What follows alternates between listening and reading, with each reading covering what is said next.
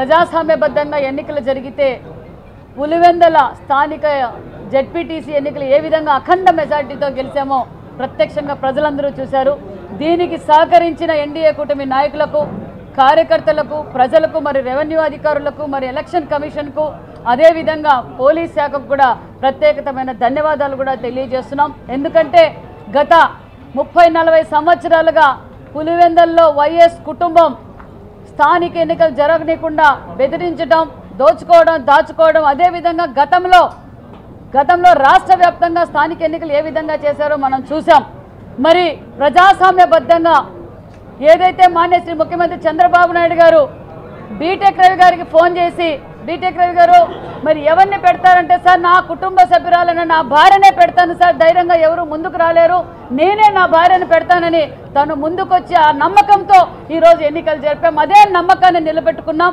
ఎందుకంటే ఒక సంవత్సరం లోపల మేము చేసిన అభివృద్ధి కార్యక్రమాలు ప్రతి ఒక్కరూ, వేదిక పైన ఉన్న ప్రతి ఒక్కరూ ప్రతి ఇంటికి వెళ్ళి ఈ ప్రజాస్వామ్యబద్ధంగా ఎన్నికలు జరుగుతాయి. ఎందుకంటే 11 నామినేషన్లు పడ్డాయి. ప్రజాస్వామ్యానికి ఇదే నాంది అనే విషయాన్ని ప్రజలకు భరోసా కల్పించాం, నమ్మకాన్ని కలిగించాం. మేము సైతం మీతో పాటు ఉంటాం, మీరు ధైర్యంగా వచ్చి మీ ఓటు హక్కును ఉపయోగించుకోండి ప్రతి ఒక్క ఇంటికాటికి వెళ్ళి మేము చెప్పాం. అదేవిధంగా ప్రజలు కూడా మమ్మల్ని నమ్మారు. ఎందుకంటే ఒక్క సంవత్సరం లోపల మేము చేసిన అభివృద్ధి కార్యక్రమాలు ఏదైతే సూపర్ 6 కావచ్చు, చేయనివి చెప్పాం, చేయబోయేటివి చెప్పాం. ఈరోజు రాష్ట్రంలో ఎక్కడ చూసినా కనిపిస్తున్న పరిశ్రమలు కావచ్చు, తాగునీరు కావచ్చు, సాగునీరు కావచ్చు, ఈరోజు గతంలో మాన్యశ్రీ ముఖ్యమంత్రి చంద్రబాబు నాయుడు గారు ఉన్నప్పుడే అభివృద్ధి జరిగింది. మళ్ళీ ఈరోజు ఒక సంవత్సరం లోపల ఈరోజు రాష్ట్రం ఎన్డీఏ కూటమి ఆధ్వర్యంలో మరి నరేంద్ర మోడీ గారి ఆశీర్వాదంతో ఈరోజు రాష్ట్రం పరుగులు పెడుతుందన్న విషయాన్ని ప్రజలందరికీ తెలుసుకున్నారు. అదేవిధంగా ఇక్కడున్న కూటమి నాయకులు అందరూ కలిసికట్టుగా ఈ విజయాన్ని చంద్రబాబు నాయుడు గారికి గిఫ్ట్ ఇస్తున్నామన్న విషయాన్ని కూడా మీకు తెలియజేస్తున్నాం. ఎందుకంటే జగన్మోహన్ రెడ్డి గారు, అవినాష్ రెడ్డి గారు 11 నామినేషన్లు వేసినప్పుడే వాళ్ళు బైకాట్ చేయొచ్చు. వాస్తవానికి అయితే మేము ఎన్నికలకు బైకాట్ చేస్తున్నామని చెప్పొచ్చు. కానీ జగన్మోహన్ రెడ్డి గారు 4 రోజుల ముందు నుంచి డ్రామా మొదలు పెట్టారు అవినాష్ రెడ్డి గారు. మరి జగన్మోహన్ రెడ్డి గారు ఎందుకు బెదిరించే వాళ్ళని బెదిరించారు, బుజ్జగిచ్చే వాళ్ళని బుజ్జగిచ్చారు, డబ్బులు ఇచ్చి కొనే వాళ్ళని కొనాలని చూశారు. కానీ ప్రజాస్వామ్యబద్ధంగా వైఎస్ కుటుంబం వచ్చి, వైఎస్ కుటుంబ సభ్యుడు అవినాష్ రెడ్డి వచ్చి ఓటు అడుగుతుంటే ప్రజలందరూ అబ్బా అవినాష్ రెడ్డి గారు వచ్చి ఓటు అడుగుతున్నారంటే ఖచ్చితంగా ఇది ప్రజాస్వామ్య ప్రభుత్వం, సేవ్ డెమోక్రసీ అని పులివెందుల వీధుల్లో సేవ్ డెమోక్రసీ అని అవినాష్ రెడ్డి గారు మాట్లాడుతుంటే అక్కడ ప్రజలందరూ నవ్వుకున్నారు. ఇప్పుడు అసలు సిసలైన ప్రజాస్వామ్యం అన్న విషయాన్ని మేము సేవ్ ద డెమోక్రసీ అన్న విషయాన్ని కూడా మీడియా ద్వారా మీకు తెలియజేస్తున్నాం. మరి ఇదే అవినాష్ రెడ్డి గారు మొన్నటి రోజున ఎలక్షన్ పోలింగ్ స్టార్ట్ అయ్యింది, 7 గంటలకు స్టార్ట్ అయ్యింది.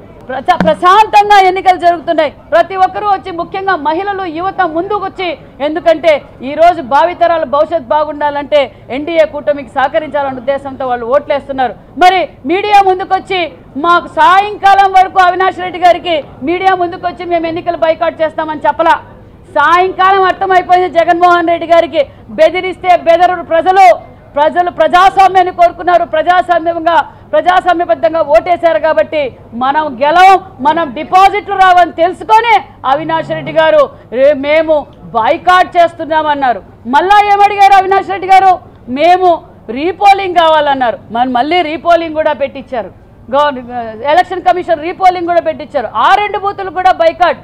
జగన్మోహన్ రెడ్డి గారిని, వైసీపీ పార్టీని వాళ్ళు బైకాట్ చేయడం కాదు, ప్రజలే వాళ్ళని బైకాట్ చేశారన్న విషయం మీకు మీడియా ద్వారా తెలియజేస్తున్నాం. ఎందుకంటే గతంలో ఎమ్మెల్సీగా మన బీటెక్ రవి గారు గెలిచారు. అంతేకాకుండా మళ్ళీ ఒక సంవత్సరం నుంచి ఇక్కడ స్థానిక సమస్యల గురించి ఎప్పటికప్పుడు బీటెక్ రవి గారు ప్రజలకు వెళ్ళడం, వాళ్ళ సమస్యలు పరిష్కారం చేయడం, చిన్న పనులు కూడా వాళ్ళు ముఖ్యమంత్రిగా ఉన్నప్పుడు పులివెందుల గురించి పట్టించుకోలేదు, పులివెందుల ప్రజల గురించి పట్టించుకోలేదు.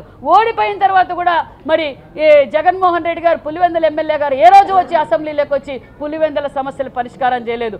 ఎన్ని బెదిరించినా, ఎంతమందిని భయభ్రాంతులు చేసినా బీటెక్ రవి గారు కుటుంబ సభ్యులు, బీటెక్ రవి గారు ఇక్కడుండి రాజకీయం చేశారు. బీటెక్ రవి గారి నమ్మకం ఒక పక్క తెలుగుదేశం పార్టీ ఎన్డీఏ కూటమి ఉంది కాబట్టి ఖచ్చితంగా అభివృద్ధి జరుగుతుందని సంపూర్ణమైన నమ్మకంతో ఈరోజు మాకు భారీ మెజార్టీతో గెలిపించారన్న విషయం కూడా తెలియజేస్తున్నాం.